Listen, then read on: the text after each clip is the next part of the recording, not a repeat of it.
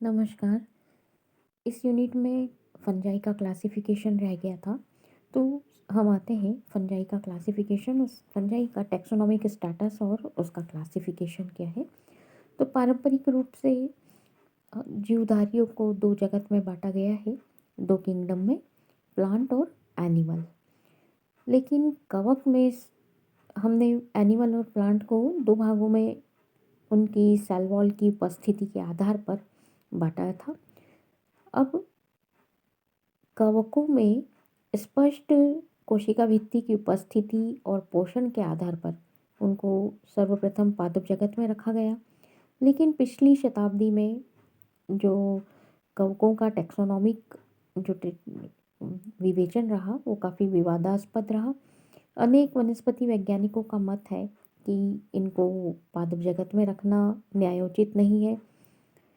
जैसे जर्मन के हैकल नाम के वैज्ञानिक ने सुझाव दिया था कि जीवधारियों को दो दो के स्थान पर हम तीन जगत में बांट सकते हैं, एनिमेलिया, प्लांटी और प्रोटिस्टा। और कवकों को शैवाल, बैक्टीरिया और प्रोटोजोआ के साथ प्रोटिस्टा जगत में रखा गया। मतलब पूरे लिविंग जो लिविंग वर्ड है उनके अंदर उनको तीन भागों में बांट दिया, किंगडम में एनिमेलिया, प्लांटी और प्रोटिस्टा के अंतर्गत फंजाई को रखा गया। अब फंजाई को कोपलैंड नाम के साइंटिस्ट ने वर्गीकरण को चार किंगडम में बांटने का सुझाव दिया और उन्होंने बैक्टीरिया और ब्लू ग्रीन एल्गी को उनके सेल स्ट्रक्चर के आधार पर मोनेरा में रख दिया और कवक को प्रोटिस्टा के अंतर्गत रख दिया। उसके बाद अनेक वैज्ञानिकों ने जैसे ऑटो टॉवेल, वीसीज, बर्कल, स्टॉफुल स्टॉफलू आदि ने इस चीज़ का समर्थन किया और कवक को एक पृथक जगत प्रोटिस्टा में रखा गया। लेकिन व्हिटेकर नाम के साइंटिस्ट ने जीवधारियों के वर्गीकरण की 5 किंगडम सिस्टम ऑफ क्लासिफिकेशन प्रस्तुत की और ये 5 जो जगत थे वो प्लांटी, फंजाई, एनिमेलिया और प्रोटिस्टा, मोनेरा। व्हिटेकर ने कवक को फंजाई जगत में रख के इनको एक अलग ही टैक्सोनॉमिक यूनिट के रूप में मान्यता दी और इसका समर्थन जो है वो मार्टिन कुक सभी ने किया। लेकिन जो नोलेन मॉर्गुलेश विभिन्न प्रकार के जीवों के साइटोक्रोमिक अध्ययन के आधार पर उन्होंने बताया कि कवक की फंजाई की जो फाइलोजेनेटिक लाइन है वो एनिमल और प्राणी जगत से भिन्न है। उसके बाद एंसवर्थ ने कवक का क्लासिफिकेशन एक पृथक जगत माइकोटा में रखा। अलेक्सोपोलस और मीम्स ने इसे यूकैरियोटा सुपर किंगडम यूकैरियोटा के अंतर्गत माइसिटीज में रखा। तो इस तरह से टैक्सोनॉमिक स्टेटस के ऊपर टिप्पणी करते हुए ग्रेगेरी नाम के साइंटिस्ट ने यदि जीवधारियों को हम पादप जगत और जंतु जगत में विभाजित किया जाए तो कवक को हम जंतु जगत में सम्मिलित करना चाहेंगे, क्योंकि उनके अनुसार जो कवक में जो कैरेक्टर्स पाए जाते हैं वो पादप और कुछ स्पेशल लक्षण पाए जाते हैं जो उनको पादप और जंतु से अलग करते हैं। जैसे कि कार्बनिक पदार्थों में जैसे मृदा, कंपोस्ट आदि को अवशोषित करके इनका उपयोग करने का सामर्थ्य होता है। फिर कवक माइसीलियम शाखा मिलन और जीवद्रव्य अभिगमन की परिघटनाएं इनमें होती हैं। फिर न्यूक्लियोलेट साइटोप्लाज्मिक मास का सक्रिय और निष्क्रिय प्रमोचन होता है बीजाणुओं के रूप में। तो ये सारे जो कैरेक्टर्स हैं ये इनके प्लांट्स और एनिमल्स दोनों से इनको अलग करते हैं। तो इन लक्षणों के आधार पर कवक की जो वर्गीकृत स्थिति है वो काफ़ी विवादास्पद है और समय समय पर वैज्ञानिकों ने अपने अपने वर्गीकरण प्रस्तुत किए हैं और अधिकांशतः जो पहले जो वर्गीकरण प्रस्तुत किए गए थे उनमें अधिकांश वर्गीकरण जो है वो फंगस के जो ये कैरेक्टर्स हैं कि कवक, ये जो कुछ कैरेक्टर हैं जो बता रही हूँ मैं आपको, इनके आधार पर इनको अलग की क्लासिफिकेशन दिए गए हैं। तो जो फंगस की कोशिका संरचना और कोशिका भित्ति के संगठन, फिर अलैंगिक बीजाणुओं की संरचना, उनका रंग, आकार और सेप्टेशन, फ्लैजिलेशन, इनके आधार पर लैंगिक जनन की उपस्थिति, जीवन चक्र की प्रकृति पर निर्भर थे।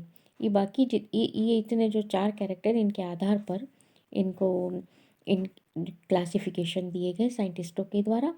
लेकिन अब क्या है कि फंगस के अंदर जो जैव रासायनिक मतलब बायोकेमिकल और साइटोजेनेटिक्स टेक्निक के प्रयोग से अनेक नई सूचनाएं प्राप्त हुई हैं, जिसके कारण से ये जो पुरानी वर्गीकरण पद्धति जिनके अंदर सेल वॉल, सेल और सेल स्ट्रक्चर और फ्लैजिलेशन, सेप्टेशन आदि को ध्यान में रखते हुए वर्गीकरण जो दिए गए थे, उनको उस मान्यता को समाप्त किया गया और जो वर्गीकरण पद्धति है उसके अंदर आकारीय लक्षण, फिजियोलॉजिकल, साइटोलॉजिकल, जेनेटिकल, बायोकेमिकल और सीरोलॉजिकल और होस्ट स्पेलाइजेशन आदि लक्षणों को ध्यान में रखते हुए और इनका वर्गीकरण किया गया है।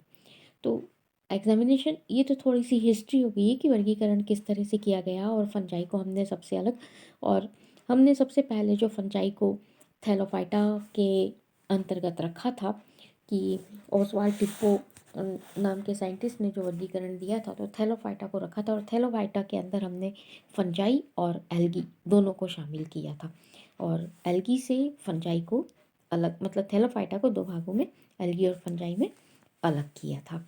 अब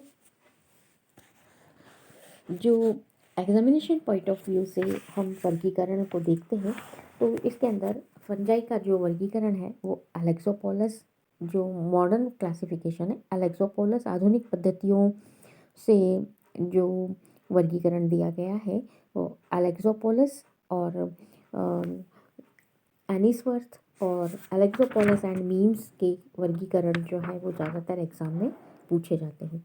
तो यहाँ पर मैं आपको सबसे पहले जो पूरी हिस्ट्री है और दूसरे साइंटिस्ट के द्वारा जो दिए गए हैं अलग अलग वर्गीकरण, वो ना डिस्कस करते हुए हम सबसे पहले एग्जामिनेशन पॉइंट ऑफ व्यू को देखते हुए एलेक्सोपोलस का वर्गीकरण देखते। तो एलेक्सोपोलस के द्वारा जो वर्गीकरण पद्धति है, आधुनिक पद्धति में सर्वाधिक मान्य और सबसे सुग्राही वर्गीकरण पद्धति कही जाती है। और वर्गीकरण जो पद्धति एलेक्सोपोलस के द्वारा अपनी बुक इंट्रोडक्टरी माइकोलॉजी में प्रस्तुत की गई थी 1962 में।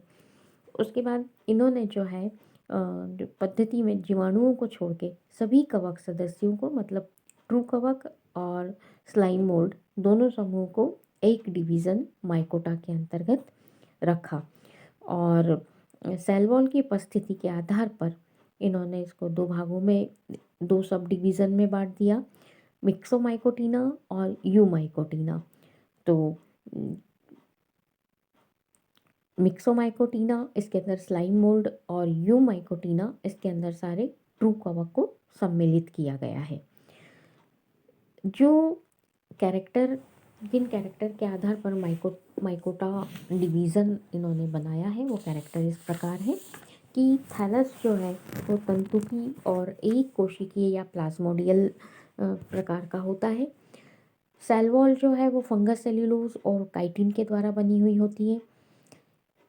क्लोरोफिल, मतलब जितनी भी फंजाई है उन सभी में ये कैरेक्टर होंगे और उनको माइकोटा के अंतर्गत, डिवीज़न माइकोटा के अंतर्गत रखा है। क्लोरोफिल रहित लिविंग है ये। सेल संगठन जो है वो यूकैरियोटिक प्रकार का केंद्रक और न्यूक्लियोलस उपस्थित होता है, मतलब well defined cell nuclear wall पाई जाती है। जनन अलैंगिक और लैंगिक दोनों विधियों के द्वारा संपन्न होता है। तो इन कैरेक्टर्स को ध्यान में रखते हुए माइकोटा डिवीज़न बनाया। अब इस डिवीज़न में जो 2 सब डिवीज़न बनाए, वो यहाँ पर सेल वॉल को ध्यान में रखते हुए 2 सब डिवीज़न, मिक्सोमाइकोटिना और दूसरा है यूमाइकोटिना। तो मिक्सोमाइकोटिना के अंतर्गत पादप शरीर जो है वो नग्न जीवद्रव्यक या प्लाज्मोडियम के रूप में अमीबा के समान संरचना प्रदर्शित करता है। और मिक्सोमाइक और इसके अंदर एक संवर्ग मिक्सोमाइसिटीज रखा गया है। और इसके अंदर मिक्सोमाइसिटीज में कायिक संरचना जो है प्लाज्मोडियम टाइप की या बहुकेंद्रीय कोशिका भित्ति रहित जीवद्रव्यक रूप में परिलक्षित होती है। और प्लाज्मोडियम तंतु जो है वो एक फ्रूटिंग बॉडी का निर्माण करती है, जिसके अंदर मियोसिस डिवीज़न से स्पोर्स निर्मित होते हैं। दूसरा जो सब डिवीज़न है वो यूमाइकोटिना। यहाँ पर अब जो प्लांट बॉडी है वो एक कोशिकीय या बहुकोशिकीय फिलामेंटस माइसीलियम के द्वारा निरूपित होता है। फिलामेंट जो है वो माइसीलियम के द्वारा निरूपित होता है। सुस्पष्ट सेल वॉल पाई जाती है। और हम पहले मिक्सोमाइकोटिना में हमने कहा कि सेल वॉल नहीं, अस्पष्ट या नहीं पाई जाती कोशिका भित्ति। यहाँ पर सुस्पष्ट सेल वॉल पाई जाती है। माइसीलियम जो है वो पटयुक्त या पटरहित मतलब सेप्टेट या एसेप्टेट एक यूनिन्यूक्लिएट या मल्टीन्यूक्लिएट या बाईन्यूक्लिएट मतलब मोनोकैरियोटिक डाइकैरियोटिक माइसीलियम होता है।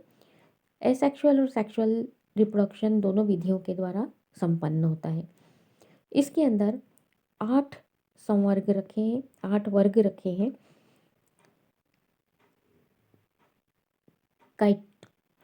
काइट्रिडियोमाइसिटीज मतलब 8 क्लासेस रखी हैं। काइट्रिडियोमाइसिटीज फर्स्ट, इसके अंदर प्लांट बॉडी जो है थैलस जो है वो यूनिसेलुलर, होलोकार्पिक या यूकार्पिक। बीजाणु जो है वो फ्लैजिलेट जूस्फोर होते हैं और इनके अंदर वीप्लेश प्रकार का पोस्टीरियर सिंगल फ्लैजेलम पाई जाती है।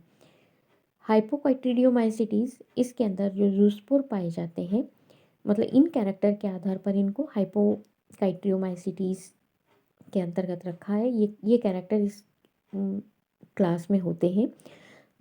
इसमें जूस्पोर जो है वो गतिशील पाए जाते हैं और single anterior tinsel type flagellum पाया जाता है। काइट्रिडियोमाइसिटीज के अंदर वीप्लेश टाइप का और हाइपोकाइट्रिडियोमाइसिटीज के अंदर टिन सेल टाइप का फ्लैजेलम पाया जाता है। ओमाइसिटीज के अंतर्गत ये प्राय पैरासाइट या सैप्रोफिटिक फंजाई होती हैं। इनका माइसीलियम जो है वो सिनोसिटिक यानी कि एसेप्टेट हाइफी द्वारा निर्मित होता है। जो जूस्पोर पाए जाते हैं वो बाईफ्लैजिलेट होते हैं और यहाँ पर दोनों ही प्रकार के फ्लैजिला, एक टिन सेल टाइप का और दूसरा जो है मतलब जो एंटीरियर होगा वो टिन सेल टाइप का होगा और पोस्टीरियर फ्लैजिला जो होगा वो वीप्लेश प्रकार का होगा। प्लाज्मोडियोफोरोमाइसिटीज, इस कवक वर्ग के जो सदस्य हैं वो पैरासाइट होते हैं। प्लांट बॉडी जो है वो होस्ट की कोशिकाओं में उपस्थित और बहु केंद्र की मल्टी न्यूक्लिएट होती है। जूस्पोर बाईफ्लैजिलेट होते हैं और जो फ्लैजिला होते हैं वो साइज में असमान होते हैं और टिन सेल प्रकार के होते हैं। इसके बाद जो अगली क्लास है वो है जाइगोमाइसिटीज। तो जाइगोमाइसिटीज इस वर्ग की जो फंजाई है वो पैरासाइट या फिर सैप्रोफाइट होती हैं और इनके अंदर कवक माइसीलियम सुविकसित और मल्टी न्यूक्लिएट होता है और जूस्पोर का इनके अंदर अभाव होता है। बीजाणु जो है वो नॉन मोटाइल होते हैं और स्पोरेंजिया में यहाँ पर क्या है, स्पोरेंजिया में स्पोर्स का निर्माण होता है। लैंगिक जनन जो है वो आइसोगेमस प्रकार का और गैमेटिंजिया के फ्यूजन से जाइगोस्पोर का निर्माण होता है।